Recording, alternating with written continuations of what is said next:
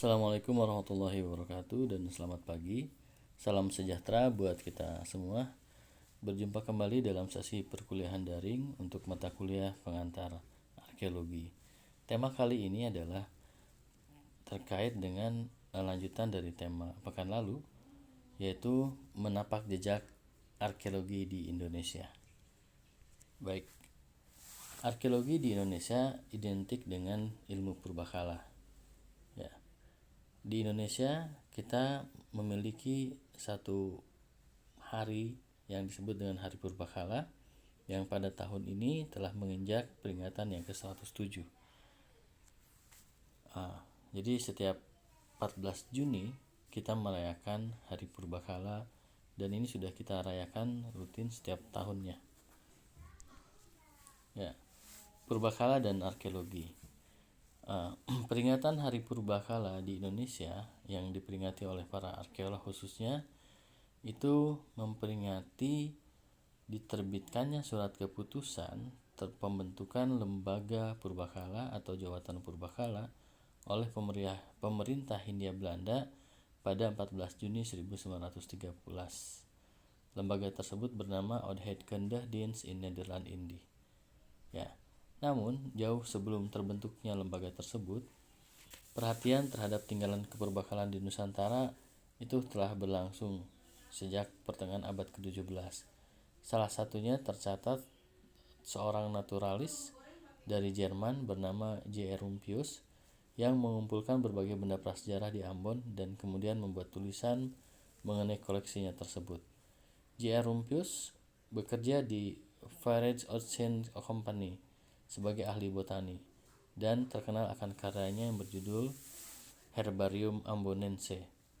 Lalu di akhir abad 18, tepatnya 24 April 1778, beberapa kolektor dari Eropa yang ada di Batavia juga mengumpulkan koleksi purbakali dari wilayah Nusantara dan mendirikan lembaga yang bernama Batavia's Genootschap van Kunsten en Wetenschappen yang merupakan cikal bakal Museum Nasional. Lembaga ini dapat dikatakan sebagai pelopor di bidang penelitian, observasi, pemeliharaan, pengamanan, pendokumentasian, inventarisasi, penggambaran, ekskavasi, dan pemugaran terhadap bangunan dan artefak kuno. Kegiatan lembaga ini didukung oleh lembaga swasta yang bernama Arkeologi Vereniging yang didirikan pada 1885 oleh Z.W. Lizerman. Ya, ini sebelah kiri adalah foto Museum Nasional, sebelah kanan adalah rumahnya Rumpius di Ambon, foto pada tahun 1910. Oke, jadi ketika kita bicara purbakala dan arkeologi, maka kita tidak bisa melepaskan pada latar sejarah pendirian lembaga purbakala tersebut yang menjadi cikal bakal terbentuknya jawatan purbakala pada tahun 1913. Sebelum terbentuk pada tahun 1913 tersebut, pemerintah Hindia Belanda membentuk Komisi in Nederland-Indië yang diketahui oleh J.L.A. Brandes pada tahun 1901. Ketika Brandes meninggal, komisi ini sempat terbengkalai. 1910 diangkat ketua baru yaitu Dr. N.J. Krom, lalu yang kemudian menjadi ketua pertama jawatan purbakala. Nah, N.J. Krom ini adalah pakar filolog.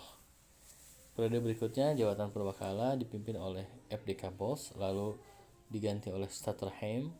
Kemudian pada periode pendudukan Jepang sempat vakum, lalu diaktifkan kembali di bawah pimpinan Van Romon. Lalu pada 1947 jawatan purbakala dikepalai oleh Bernard Kempers. Nah, pada tahun 1951 beberapa jawatan purbakala melebur menjadi dinas purbakala yang kemudian bernama Lembaga Purbakala dan Peninggalan Nasional atau LPPN. Setelah 40 tahun dipimpin oleh bangsa asing, lembaga yang menangani purbakala ini pada tahun 1953 dipimpin oleh R. Sukmono yang merupakan arkeolog Indonesia generasi pertama. R. Sukmono menjadi kepala pertama yang memimpin Lembaga Purbakala dan Peninggalan Nasional. Nah, ini beberapa tokoh.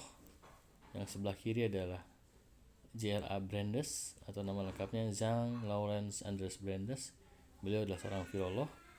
Yang berikutnya adalah Nicholas Johannes Crom, biasa kita singkat dengan NG Crom.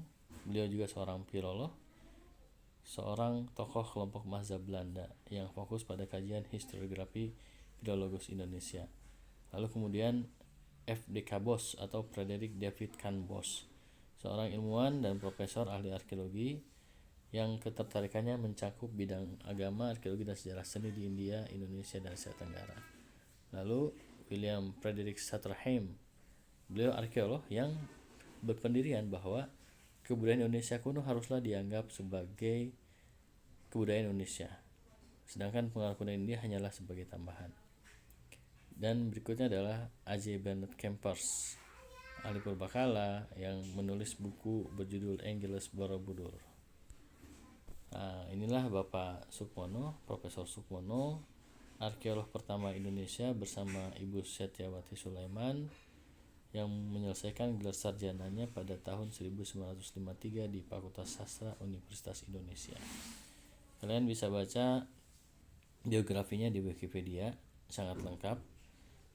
Disertasinya tentang candi menjadi salah satu, diterbitkan menjadi sebuah buku yang menjadi buku penting bagi kita di arkeologi Indonesia, khususnya yang mengkaji candi-candi di Indonesia. Nah, ini tokoh lain para arkeolog Indonesia, yaitu Bapak R.P. Sujono, salah seorang pelopor dan arkeolog yang gigih mengangkat dunia arkeologi Indonesia di mata dunia. Beliau juga yang menjadi kepala Pusat Penelitian Arkeologi Nasional sebagai pusat penelitian yang disegani di dunia internasional. Nah, sedangkan foto dua sejoli di sebelah kanannya adalah founding father lahirnya arkeologi khas, pasangan arkeolog sejati, yaitu Bapak Harun Kadir dan Ibu Ida Suwati Harun. Oke, itu saja. Jadi para perintis arkeologi Indonesia adalah filolog yang kajian awalnya memfokuskan pada naskah terkait kerajaan-kerajaan di Nusantara. Itulah yang secara tidak langsung memengaruhi penempatan ilmu arkeologi atau purbakala masuk dalam lingkup Fakultas Sastra. Jadi untuk menindaklanjuti sesi materi ini ada tugas mandiri di mana diharapkan peserta mata kuliah membuat tim kerja yang terdiri dari 5 orang untuk satu tim. Dengan demikian total terbentuk 8 tim. Apa yang akan dikerjakan? Yang pertama adalah menelusuri data untuk menjadi bahan guna membuat buku biografi singkat tokoh arkeologi Indonesia. Setiap tim kerja minimal membuat 10 biografi singkat tokoh arkeologi Indonesia, tapi bisa juga lebih dari 10 biografi singkat. Dengan demikian akan terhimpun minimal 80 tokoh arkeolog Indonesia dalam buku biografi tersebut. Khusus untuk tim yang akan memilih tokoh arkeolog, Pak Harun Kadir dan Ibu Ida Suwati Harun akan mendapatkan bonus tambahan berupa buku arkeologi. Buku biografi singkat tokoh arkeolog Indonesia ini diharapkan dapat diselesaikan dalam durasi waktu 2 pekan, jadi harus dikumpul pada bulan depan. Proses diskusi dalam penyusunan buku ini dapat dilanjutkan melalui menu forum di Sikola. Demikian presentasi materi untuk pertemuan hari ini. Terima kasih atas perhatiannya. Tetap jaga kesehatan, tetap terapkan protokol kesehatan.